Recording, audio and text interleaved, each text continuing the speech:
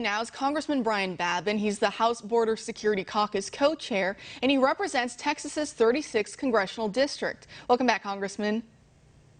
Great to be with you, Kara. Really good. Thank you to you and your outlet for getting the truth out about this disaster at the border.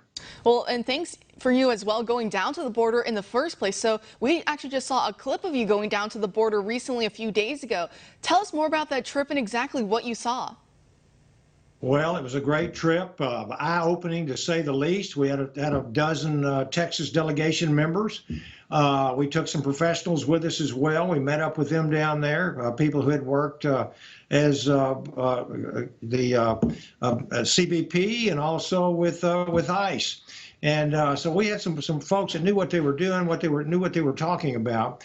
And I'll tell you, what you just showed a second ago, I will just say this: there's nothing humane about open border policies of the Democratic Party.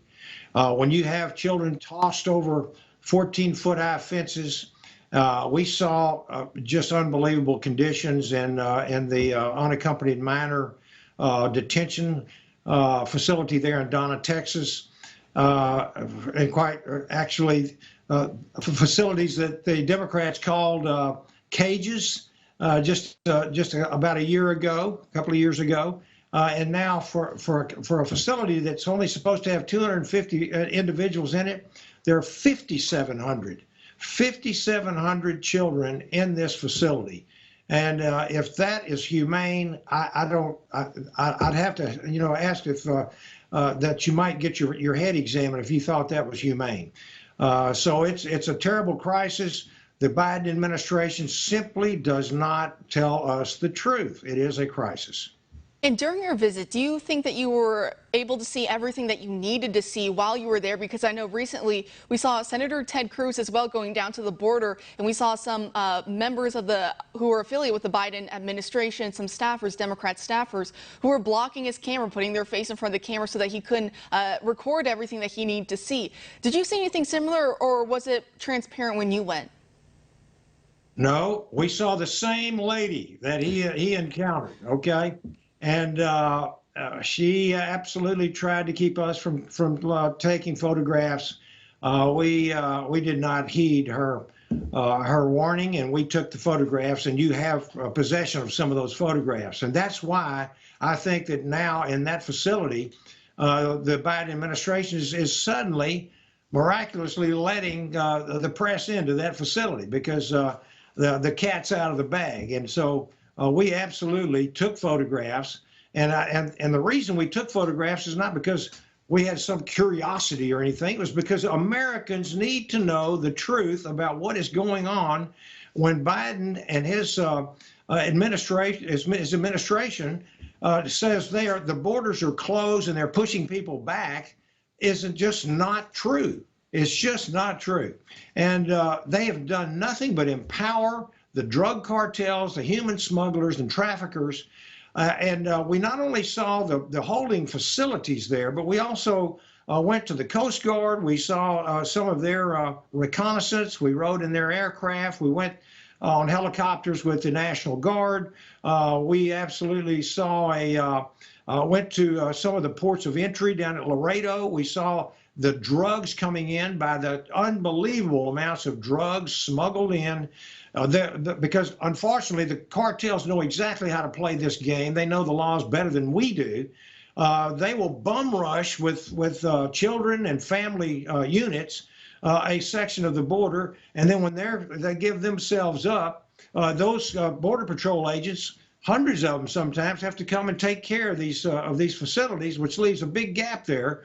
And then that's when the drugs come rolling in, drugs like fentanyl, cocaine, meth, and it is absolutely killing up to 70,000 Americans per year. So it is a very bad situation. And when you it can be fixed. It can be fixed. That's exactly right. That's actually leads into what I was going to ask you next. So as you're talking to these different officials in their different capacities, Border Patrol agents and others, what are they telling you is specifically why they're seeing the border surge now? What specifically has the Biden administration done that they think is causing this current crisis? And what are they asking of you and other members of Congress to do to help them? Well, they need more. They need funding. They need boots on the ground. More members. The morale, I think, is suffering a bit there in the Border Patrol. These are great folks, great, brave people that save lives, but they're being browbeaten. They're being demonized. AOC, even Vice President Kamala Harris, she equated the ICE with the KKK. And now she's been given responsibility over the Biden administration's border and their policies. And so, yes, it is a terrible thing here. The border is not closed, and I can tell you that I saw things down there that were just horrendous.